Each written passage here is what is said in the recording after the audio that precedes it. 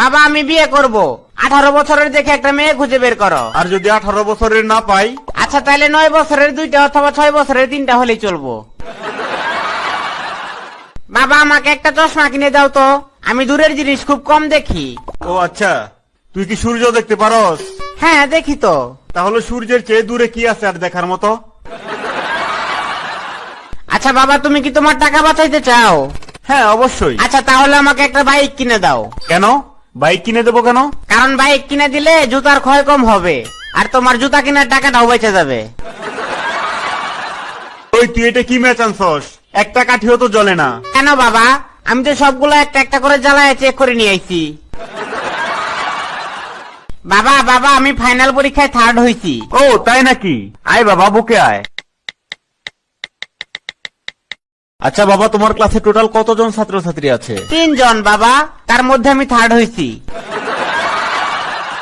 আচ্ছা শোন, তুই যদি এবারও পরীক্ষায় ফেল করিস তাহলে কিন্তু তুই আর আমাকে বাবা বলে ডাকতে পারবি না, বলে দিলাম কিন্তু। কিরে তোর রেজাল্ট কেমন হইলো? কিছুই তো বললি না। আমি খুবই দুঃখিত রফিক সাহেব। আচ্ছা চোর সম্পর্কে একটা ভালো উদাহরণ দিতে পারবি? হ্যাঁ পারবো তো। যেমন ধরো চোর পালাইলে বুদ্ধি বাড়ে, অতএব নিজের বুদ্ধি বাড়ানোর জন্য সবসময় চোরকে পালাইতে দিতে হবে। কিরে খোকা, পরীক্ষা কেমন দিলি? অনেক ভালো পরীক্ষা দিছি বাবা, শুধুমাত্র একটা উত্তর ভুল হয়েছে। আহ, খুবই ভালো কথা। বাকি সবগুলো সঠিক হয়েছে? না বাকিগুলো তো লিখতেই পারি নাই। আচ্ছা শোন, প্রতিদিন 1 গ্লাস করে গরুর দুধ খাবি, এতে শরীরে শক্তি বাড়বে। আরে ধুর বাবা, এগুলা মিথ্যা কথা। মানে? মানে আমি তো সেদিন একসাথে 10 গ্লাস দুধ খাই একটা দেয়ালের অনেকক্ষণ ধাক্কাইলাম, কই 1 ইঞ্চিও তো সরাইতে পারলাম না। বাবা আমি কিন্তু মেয়েদের নাম দিয়ে ফেসবুকে 5টা ফেক আইডি খুঁজছি। কি বললি হারামজাদা? তোর কি আর খেয়ে দিয়ে কোনো কাজ নেই?